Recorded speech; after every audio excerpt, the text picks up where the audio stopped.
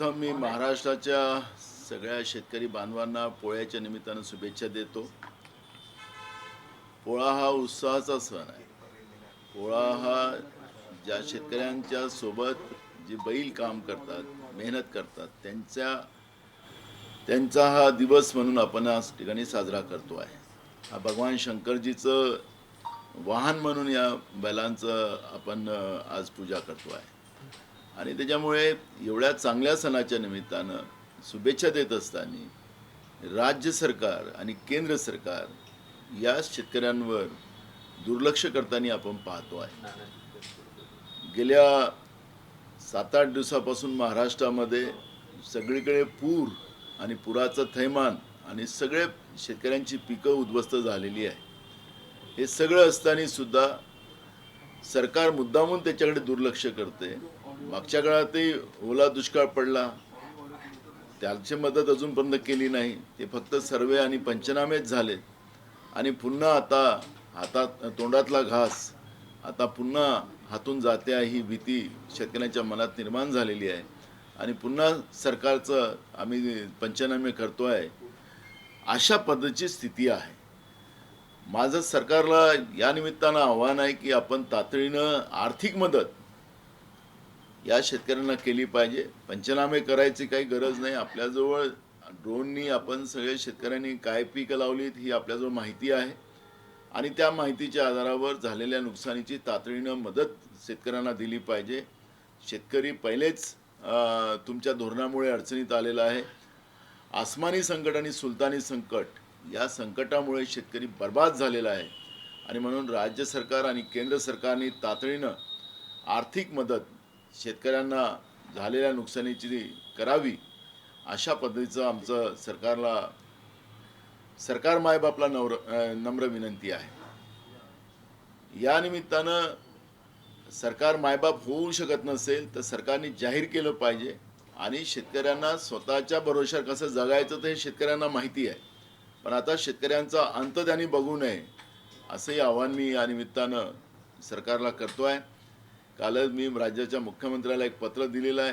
त्याच्यातही शेतकऱ्यांच्या सगळ्या व्यथा मांडलेल्या आहेत आणि अशा या परिस्थितीमध्ये हवाई दिल झालेल्या शेतकऱ्यांना कुठलंही राजकारण न करता मदत करावी अशा पद्धतीची आमची भूमिका आहे. सीएसडीचे प्रमुख संजय कुमार यांच्यावर काल नागपूर रामटेकमध्ये जे गुन्हा दाखल झालेला आहे. बघा, खरं तर राज्याच्या आणि केंद्राच्या निवडणूक आयोगावरच गुन्हे दाखल झाले पाहिजे. हे कुठलं धोरण निवडणूक आयोगाने आणलेलं आहे? तुम्ही आता कलेक्टर ऑफिसला जा, तुमच्याजवळ वोटर लिस्ट नाही मिळणार. तुम्ही का लपवताय प्रत्येक गोष्टी? एखाद्याने चुकीचं ट्विट केलं म्हणून तुम्ही त्याच्यावर गुन्हा दाखल करताय. मग निवडणूक आयोगाने पण चुकीचं ट्विट केलेलं आहे. आपल्याला महाराष्ट्राच्या विधानसभेच्या निवडणुकीच्या काळात पाहायला मिळालं असेल की केंद्रीय निवडणूक आयोगाने अनेक माहिती लपवली, चुकीचं ट्विट केलं. पहिले आकडेवारी कमी दाखवली, मग जास्त दाखवली. हे कशासाठी? आणि त्याच दिवशी नाही तर दुसऱ्या दिवशीच्या 3 वाजता पुन्हा निवडणूक आयोगाने माहिती ट्विट करून सांगितली. का नाही प्रेस कॉन्फरन्स घेतलं? कशासाठी लपवते आहे? आम्ही जी मागणी करतो आहे आणि तो आमचा अधिकार होता की जे काही 5 वाजताच्या नंतर जे मतदान झालेलं होतं त्या मतदानाचं फुटेजेस आम्हाला पाहिजेत. तर निवडणूक आयोग सांगतात की आयाबनीची इज्जत जाणार आहे. काय कुठलं कारण सांगताय तुम्ही? हो, तुमच्याजवळ सगळे फुटेजेस असताना तुम्ही लपवता काय?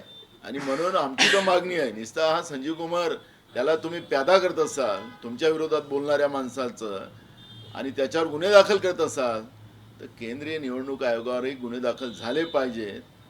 त्यावेळेचे राजीव कुमार आणि आताचे ज्ञानेश्वर आहे का अनपड आहे काय मला माहिती, कुमार आहे काहीतरी नावाचा, हां, तो काही अनपड कुमार आलेला आहे, त्यांच्यावरही गुन्हे दाखल झाले पाहिजे. ही भूमिका आमची आहे. नानाभाऊ, उपराष्ट्रपती पदाच्या निवडणुकीसाठी आता महाराष्ट्रात फडणवीसांवर जबाबदारी देण्यात आलेली आहे. सगळ्या विरोधी पक्षांच्या नेत्यांसोबत, महाविकास आघाडीच्या नेत्यांसोबत सुद्धा ते समन्वय.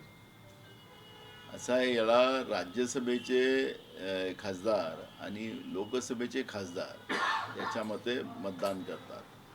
त्याच्यामुळे आणि हे मतदान जे होणार आहे हे त्या दिल्लीवर होणार आहे. आता फडणवीस साहेबांना डायरेक्टच आता मोदींच्या जागी तुम्ही बसवत असाल तर मला माहिती नाही. पण त्यांनी सांगितलेलं आकडा मोदीजींचा सांगितलेला आहे की 29 मध्ये मोदीजी प्रधानमंत्री राहणार नाही, ते 29 पर्यंतच आहेत. त्यामुळे 29च्या नंतर फडणवीस साहेबांवर जबाबदारी द्या ना, आतापासून काय देता. बावनकुळे साहेबांनी आज एक निर्णय घेतलेला आहे. पुणे जिल्ह्यातील वेली तालुक्याचं नाव आजपासून राजगड असणार आहे. छत्रपती शिवाजी महाराज राजधानी असलेलं हे ऐतिहासिक निर्णय असल्याचं बोललं जातं. सरकार नावं बदलवण्यामध्ये एक्सपर्ट आहे, पण राजगडला म्हणजे त्याला राजगड नाव दिलं असेल तर मग राजगडासारखा कारभार छत्रपती शिवाजी महाराजांच्या विचाराचा कारभार या महाराष्ट्रात व्हावा. नुसतं नाव बदलून चालणार नाही. राजगड नाव दिलं त्याचं स्वागतच करू, पण शिवाजी महाराजांसारख्या विचारानं हे महाराष्ट्र चालावा. आज शेतकरी रोज आत्महत्या करताय महाराष्ट्रातला. शेतकऱ्याच्या जमिनी जबरदस्ती ताब्यात घेऊन त्याला उद्ध्वस्त केलं जात आहे. भाजीच्या धेटालाही समजा धक्का लागला तर तुमचं हात कलम करेल असं शिवाजी महाराज म्हणायचे. इथं तर महाराष्ट्राच्या शेतकऱ्यांचा आवाज कोणी ऐकायला तयार नाही. आणि म्हणून स्वागत करत असताना सरकारने छत्रपती शिवाजी महाराजांच्या विचाराचं सरकार चालवावं. आज ते चालत नाही असं आमचं म्हणणं आहे. राज ठाकरेंनी मुख्यमंत्र्यांची भेट घेतली आहे. बेस्टचा निकाल लागल्यानंतर राज ठाकरेंची भेट ही असल्यामुळे कुठेतरी वेगवेगळ्या चर्चांना उधाण आलेलं आहे. आमच्यासाठी हे काही महत्त्वाचं नाही आहे. आम्ही तर कोण भेटायला, कोण मुख्यमंत्र्याला गेले, कोण प्रधानमंत्र्याला गेले त्याचा आमचा काय स्वरसूतक नाही. आमचा मुद्दा आहे की महाराष्ट्र आज ते प्रधानमंत्री म्हणायचेच लोकसभेमध्ये की स्पेस टेक्नॉलॉजीने आम्ही रस्ते बनवलेले आहे. आज महाराष्ट्रामध्ये रस्तेच नाही आहे. ते कुठले तिथं मग झाडं लावायचं, शेती करायची, तिथं नाव पण चालवायचं, त्याच्यावर गाडी पण चालायची. अशा पद्धतीचे स्पेस टेक्नॉलॉजी असेल तर हे आम्हाला माहीत नाही. आज महाराष्ट्रामध्ये मुंबईमध्ये गड्डे पडलेले आहेत, तर ग्रामीण भागामध्ये तर लोकांना जायला रस्ते नाही आहेत. हे आमच्यासाठी महत्त्वाचे प्रश्न आहेत. आणि म्हणून कोण कोणाला भेटला, राजकीय काय कोणाच्या पोळ्या शेकायच्या असतील तर तो त्यांचा इश्यू आहे. जनतेच्या प्रश्नाचं काय. महाराष्ट्र आज कुठं नेऊन ठेवला. महाराष्ट्र नागपूरसारख्या शहरामध्ये सुद्धा लोक नावेनी चालतात. मग याच्यापेक्षा काय हाच विकास आहे का. ही सगळी प्रश्न आज आमच्या समोर आहे. आणि म्हणून कोण कोणाला भेटायला गेला त्याचा आमचं कुठलंही पण ज्या पद्धतीने उद्धव ठाकरे आणि राज ठाकरे एकत्र येणार आहे अशी चर्चा असताना आता पुन्हा फडणवीसांची भेट. आम्हाला दोन भाऊ भेटत असतील तर त्याचं काही विषय होऊ शकत नाही. त्याला विरोध करायचं कोणाला कारण काय. आणि म्हणून आम्हाला या सगळ्या प्रश्नाचं स्वरसूतक आमच्याकडे नाही. लाडकी बहीण योजना पुन्हा चर्चेत आहे. अजून कारवाईचा बडगा जे आहे त्यावर खरं तर मला या ठिकाणी आवाहन करायचं आहे की सरकारने ज्या पद्धतीने निवडणुकीच्या तोंडावर लाडकी बहीण योजना आणली आणि सरसकट असा GR काढला. आता सरसकट GR आपण काढला लाडक्या बहिणीला मदत करायला 1500 रुपये, तर मग तुमची जबाबदारी होती की मग त्यावेळेस त्रुट्या काय काय तुम्हाला GR काढायचा होता, कोण कोण राहिलं पाहिजे, कोणाला नाही राहिलं पाहिजे हे सांगायला पाहिजे होतं ना. आपणच सांगता की सरसकट. मग आता ज्या बहिणी काही पटवारी असतील, कुठं कर्मचारी असतील, अशा लोकांवर एक कारवाई आपण चालू केलेली आहे. तर खरं तर त्यांच्यावर कारवाई होण्याऐवजी सरकारवरच कारवाई झाली पाहिजे. सरकारने खोटं आमिष दाखवून राज्याच्या तिजोरीचा सर्रास फायदा घेऊन निवडणूक जिंकण्यासाठी त्यांनी प्रलोभन दिलं जनतेला, बहिणींना प्रलोभन दिलं आणि त्या भरोश्यावर मतदान घेतलं असं म्हटलं तर मग हे जे प्रलोभन देणं आणि राज्याची तिजोरी लुटणं आणि सरसकट मदत करण्याचं आवाहन करणं हे जे सरकारने केलं, म्हणून या सरकारवरच गुन्हा दाखल झाला पाहिजे ही भूमिका आमची आहे. शक्तीपीठ महामार्गाला नितीन राऊत यांनी अप्रत्यक्षपणे समर्थन केलं आहे आणि काँग्रेस पक्षाच्या इतर नेत्यांची जी भूमिका आहे अगदी वेगळी भूमिका विदर्भाचा विकास या आधारे त्यांनी घेतली. बघा, मूळ प्रश्न नितीन राऊत साहेबांनी ज्या पद्धतीचं पत्र मी त्यांचं वाचलं आहे, त्यांना सगळे जुळलं पाहिजे या मताशी कोणाला विरोध राहण्याचं काय कारण नाही. गोव्यापर्यंत डायरेक्ट ह्या विदर्भाला जोडायचं तर त्याला कोणाचा विरोध नाही. पण शेतकऱ्यांच्या सहमतीनं डॉक्टर मनमोहन सिंग साहेबांचं जेव्हा सरकार केंद्रात होतं त्यावेळेस जे धोरण केंद्र सरकारने आणलेलं होतं की शेतकऱ्यांच्या सहमतीने या सगळ्या गोष्टी झाल्या पाहिजे. आज ज्या ठिकाणी विरोध आहे तर मग सरकारने मार्ग बदलला पाहिजे. तिथल्या लोकांच्या विरोधाला पत्करून आणि जबरदस्ती हिटलरशाही करून, समजा कोल्हापूर असेल, सांगली असेल, सातारा असेल, ज्या भागानं हा रस्ता चालला त्या भागातल्या शेतकऱ्यांचा विरोध असेल आणि सरकार जबरदस्ती विकासाच्या नावाने आर्थिक लूट करायला निघाली असेल आणि स्वतःची समृद्धी करायला निघाली असेल, ती गोष्ट कोणाला मान्य होऊ शकत नाही. सरकारने त्या ठिकाणच्या लोकांच्या सहमतीनं सरकारने पुढे जावं, ही भूमिका आमची सगळ्यांची आहे. त्यामुळे विदर्भ आमचा गोव्याला जोडतो आहे तर जोडलाच पाहिजे, त्याला काही दुमत नाही. पण त्याला मार्ग त्यांनी सरकारने वेगळा काढला पाहिजे, संमती घेतली पाहिजे. लोकांचा विरोध पत्करून लोकांच्या रेतावर त्या ठिकाणी रस्ते बनवायचे असतील तर कदापि कोणालाही मान्य होऊ शकत नाही. विधानसभा निवडणुकीनंतर 10 महिन्यात 14 लाख मतदार वाढले. आता स्थानिक स्वराज्य संस्थेच्या निवडणुका, मी बराच झाला चांगला प्रश्न विचारला तुम्ही. आता तुम्ही राज्याच्या निवडणूक आयोगाला विचारा की तुमच्याजवळ यादी आहे का, आता यादी दाखवा म्हणा आम्हाला. त्यांनी कुठल्या त्यांच्या वेबसाईटला जा, महाराष्ट्राच्या निवडणूक आयोगाच्या, तुम्हाला कुठेही यादी पाहायला भेटणार नाही. तो कोणत्या यादी आहे, कोणत्या यादीवर निवडणुका होणार आहे हे पहिलं कधी नव्हतं. पारदर्शकतेच्या आधारावर ह्या निवडणुका व्हाव्यात, प्रत्येकाला त्याच्या मताचा अधिकार त्याला मिळावा, हीच भूमिका आहे. पण आता यादी जाहीरच केली जात नाही. अजूनही कुठल्या वेबसाईटवर तुम्हाला यादी पाहायला मिळणार नाही, ना कलेक्टर ऑफिसला यादी पाहायला भेटणार नाही. आणि ऑनलाईनच्या नावानं लोकांना ऐन वेळेवर ती यादी दिली जाणार आणि मग त्याच्यात अनेकांची नावं गायब होतील, असं चित्र आपण पाहतो. आणि काही जे नावं नसतील ती नावं आणली जातील. अशा पद्धतीचा फ्रॉड करून निवडणुका जिंकल्या जात असतील तर हे कदापि सहन होणार नाही. आणि म्हणून निवडणूक आयोगाला समजा निवडणुका लावायच्या असतील तर यादी त्यांनी जाहीर केली पाहिजे, त्यांच्या वेबसाईटवर यादी आली पाहिजे. आणि कुठल्या यादीवर ह्या निवडणुका होणार आहेत ते आतापासूनच जनतेला कळलं पाहिजे, विरोधकांनाही कळलं पाहिजे, सत्ता पक्षालाही कळलं पाहिजे. ही भूमिका आमची आहे. अजितदादा आज म्हणाले की मी 8 वेळा निवडून आलो 1 लाखाच्या मतांनी, मात्र लोकसभेमध्ये आमची सीट 48,000 गेली, तेव्हा वोट चोरी झाली नाही का, असा प्रश्न उपस्थित केला. असं आहे, अजितदादांच्या बद्दल मी काही बोलावं असं मला वाटत नाही. त्याच्यामुळे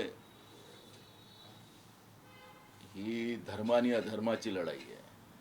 त्यामुळे त्यांनी कुणाच्या बाजूने बोलतात तेच कोणाला कळायला कारण नाही आहे. जेव्हा निकाल लागलेत निवडणुकीचे विधानसभे तर त्यांनाच आश्चर्याचा झटका वाटला. ते चिमटे घेऊन पाहत होते. अजूनही त्यांचे आमदार आणि भाजपचे आमदार चिमटे घेतात की खरंच मी लाख मतांनी कसं निवडून आलो. त्याच्यामुळे हे त्यांनाही कळत आहे.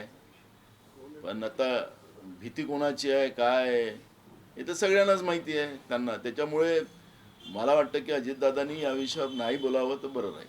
130वी घटना दुरुस्ती विधेयक काल मांडण्यात आलं. 30 दिवस जर तुरुंगात राहिल्यानंतर पंतप्रधान असो की मुख्यमंत्री त्यांना पदभार सोडावा लागेल अशी तरतूद त्यामध्ये करण्यात आली. एक बघा, आपण ऑलरेडी याच्यामध्ये एक घटना दुरुस्ती आपण केलेलीच आहे आणि त्याच्यामध्ये म्हटलं आहे की ज्या लोक जे गुन्हेगार आहेत, ज्यांना कोर्टाने सजा सुनावलेली आहे, अशा लोकांना निवडणुकीत उभं राहताच येणार. आता म्हणजे लोकप्रतिनिधी कायद्यामध्ये आपण ती एक दुरुस्ती आणलेली आहे. पहिले कोणालाही उभं राहता येत होतं, जेलमधूनही लोकांना निवडून येता येत होतं. पण त्याच्यामध्ये काँग्रेस म्हणजे त्यावेळेच्या काँग्रेस सरकारने या पद्धतीची घटना दुरुस्ती करून या पद्धतीची गुन्हेगारी राजकारणामध्ये कमी करण्याचा निर्णय घेतला होता.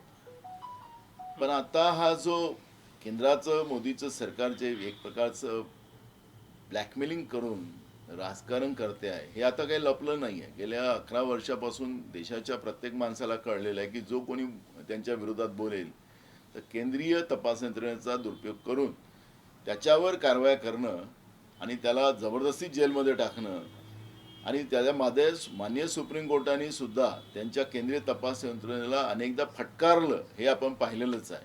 त्याच्यामुळे दुरुपयोग हे लोक करतात आणि जे कोणी यांच्या विरोधात जातील त्यांना जेलमध्ये टाकायचं, 30 दिवस त्याला जेलमध्ये टाकायचं आणि मग ते सरकारच पळून टाकायचं. या पद्धतीची लोकशाही होऊ शकत नाही. गुन्हेगारी प्रवृत्ती कमी झाली पाहिजे, त्याच्यासाठी घटनादुरुस्ती ऑलरेडी झालेलीच आहे. पण या पद्धतीचं ब्लॅकमेलिंग करून सरकार पाडायचं हे जे धोरण आता नरेंद्र मोदीचं सरकार केंद्रामध्ये लोकसभेमध्ये घटनादुरुस्ती करून आणत असेल तर हे कोणालाही मान्य होऊ शकत नाही. आणि म्हणून काल जो काही लोकसभेमध्ये गोंधळ निर्माण झालेला होता, आता ही आता सर्व दलीय कमिटीकडे हा आता बिल गेलेला आहे. ज्यावेळेस बिल येईल त्यावेळेस आपण याच्यावर अजून जास्त प्रतिक्रिया देऊ शकतो. नाशिकचा सिंहस्थ कुंभ सिंचन घोटाळा प्रकरणामध्ये सरकारला मोठा धक्का बसलेला आहे. आरोपी ठरवलेल्या कंत्राटदाराला 330 कोटी देण्याच्या हायकोर्टाने राज्य सरकारला आदेश दिले. 303 कोटी देण्याचं असं आहे की त्याचा मूळ आरोपी जो होता सिंचन घोटाळ्याचा तोच आता सरकारमध्ये आहे. आता कुंपणच शेत खाते असं आपल्याला चित्र पाहायला मिळते आहे. प्रधानमंत्री नरेंद्र मोदींनी कोण त्याच्यामध्ये घोटाळा केलेला त्यांचं नाव सुद्धा घेतलेलं आहे. मग आता जे कॉन्ट्रॅक्टर आहे त्याला जेव्हा या सगळ्या गोष्टी द्यायच्या तर आखरी सरकारला बाजू मांडायची आहे. सरकारने बाजू मांडली की आम्ही द्यायला तयार आहे. कोर्टाला वाटतं की सरकार द्यायला तयार, तर कोर्टाने निर्णय दिला असेल. आखरी काही गोष्टी कोर्टातून करून घेण्याची पद्धत सुद्धा अलीकडे सरकारच्या माध्यमातून सुरू झालेली आहे. सरकारनं जे काही करून घ्यायचं आहे ते आता कोर्टातून करून घ्यायचं एक नवीन फॅशन या सरकारने आणलेली आहे. आपल्याला माहितीसाठी सांगतो मी, ज्याच्यामध्ये स्वतः देवेंद्र फडणवीसांनी माननीय सुप्रीम कोर्टाने जो निर्णय दिला होता वनजमिनीच्या बाबतचा, झोपडी जंगलाच्या बाबतचा, त्याच्यामध्ये त्यांनी स्वागत केलं. आणि मी म्हणालो होतो की याला रिपिटेशन टाकावं लागेल. हा आपल्या विदर्भाच्या विकासासाठी सगळ्यात आडसर हा ठरणार आहे. आणि त्याच्यामुळे जवळपास 27 लाख हेक्टर जमीन ही फॉरेस्ट आपल्या ताब्यात घेईल. आणि म्हणून याला तातडीनं रिपिटेशन आपण टाकलं पाहिजे. तर त्यावेळेस राज्याचे मुख्यमंत्री स्वागत करत होते त्या निर्णयाचं. आता स्वतःच त्यांनी पुन्हा सरकारने केंद्र सरकार सुप्रीम कोर्टामध्ये एक रिपिटेशन दाखल केलं असं मला आता 2 दिवसाच्या पहिले कळलं. म्हणजे आम्ही विरोधक म्हणून आम्ही काही सरकारच्या चांगल्याही कामाला विरोध करतो असं नाही. ज्या ठिकाणी सरकार चुकत असेल तर सरकारला सांगणं हे आमचं काम आहे. पण आता सरकार मेरे मुर्गे का एक टांग असं म्हणून आपल्या जनतेचं, महाराष्ट्राच्या जनतेचं, विदर्भाच्या जनतेचं नुकसान करायला निघालं असेल तर हे काही बरोबर नाही. आणि म्हणून आमची भूमिका एकदम स्पष्ट आहे की या सगळ्या गोष्टीमध्ये जे काही आता सिंचन घोटाळ्यातल्या आरोपींनाच समजा त्याला पुन्हा राज्याची तिजोरी लुटून देण्याचं काम सुरू झालं असेल ते बरोबर नाही. आणि ज्यांनी घोटाळे केले त्यांच्याकडून पैसे वसूल केले पाहिजेत. राज्यामध्ये विकासासाठी पैसे नाही. गेल्या 3 बजेटमध्ये राज्य सरकारने बांधकाम विभागाला 1 पैसा सुद्धा दिला नाही. गडचिरोलीच्या विशेष विकासासाठी तिथं त्यांना पैसे दिले, कारण की तिथं स्वतः राज्याचे मुख्यमंत्री पालकमंत्री आहेत. पण महाराष्ट्राच्या कुठल्याही जिल्ह्याला 1 पैसा सुद्धा रस्त्याच्या कामाला या दुसऱ्या विकासाच्या कामाला दिला गेला नाही. राज्याजवळ पैसे नाहीत.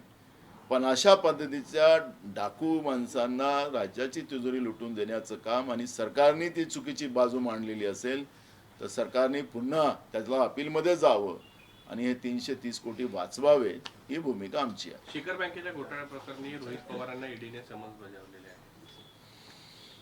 आता चालत राहणार आहे. आता जो बोलेल त्याच्या विरोधात नोटीस. सिंहस्थ कुंभमेळा सुरू आहे. त्याच्या बैठक छगन भुजबळ घेत आहेत आणि गिरीश महाजन सुद्धा त्या बैठकीला जाणार होते, परंतु त्यांनी सिंहस्थ कुंभमेळ्याचे त्या दोघांमध्ये वाद सुरू आहे की मंत्री गिरीश महाजन असतानाही छगन भुजबळ बैठक घेतात. त्याची या सरकारमध्ये गोंधळच गोंधळ आहे.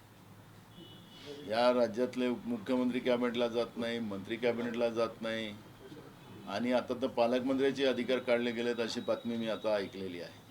त्यामुळे या सरकारमध्ये गोंधळाच गोंधळ आहे. आणि सिंहस्थ कुंभ मेळावा जो आपल्या नाशिकला होऊ घातलेला आहे त्याच्यासाठी श्रेयवादाची लढाई सुरू झालेली आहे. ती पहिल्या दिवशी सुरू झालेली आहे.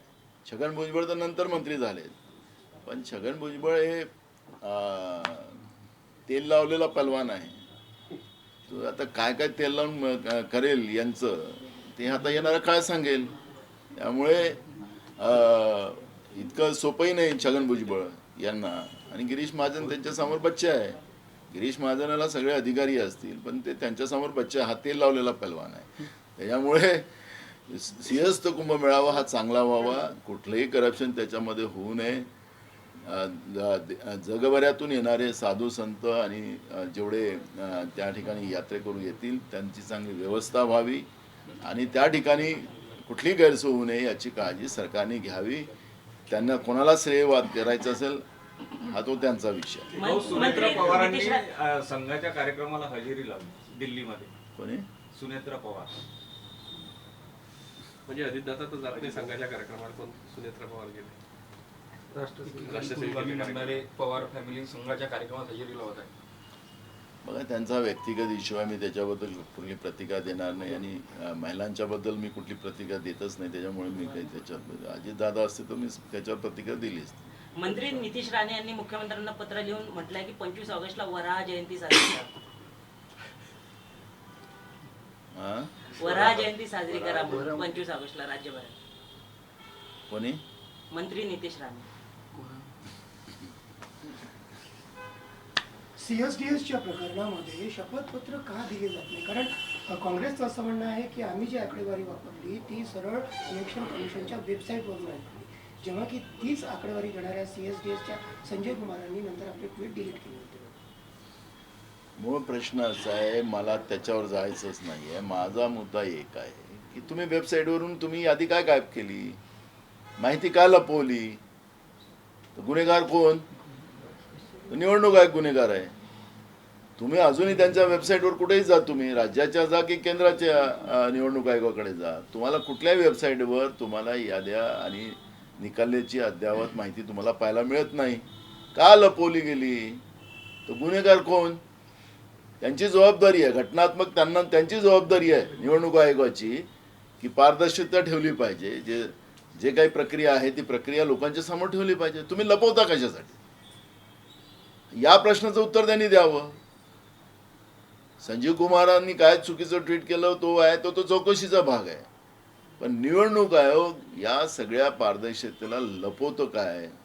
निवडणूक आयोगाची माहिती काल म्हणजे जी काही लोकांच्यासाठी आहे, लोकांचं काय ते लोकांचे मत आहेत, त्यांना त्यांची माहिती घेणं हे त्यांचा अधिकार आहे.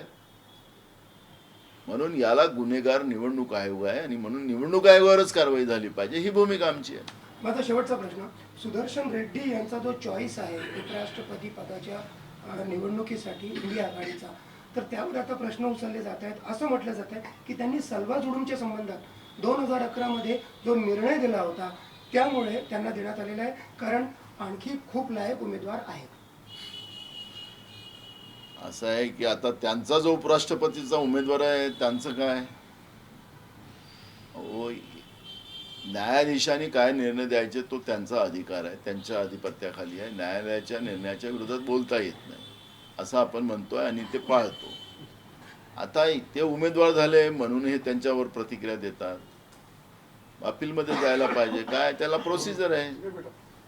म्हणून आता या प्रतिक्रियेला काय निवडणूक हारतात आहेत ही जी मोदी सरकार, त्यासाठी या पद्धतीचं खोटे आरोप करून आणि मतदातांचं मत डायव्हर्ट करण्याचा जो प्रयत्न अयशस्वी केला जातो आहे. तुम्हाला माहितीसाठी सांगतो, सुदर्शनांचं सुदर्शन फिरलेलं आहे, चक्र सुदर्शन चक्र आहे भगवान विष्णूचं, आणि सुदर्शन रेड्डी हे निवडून येतील.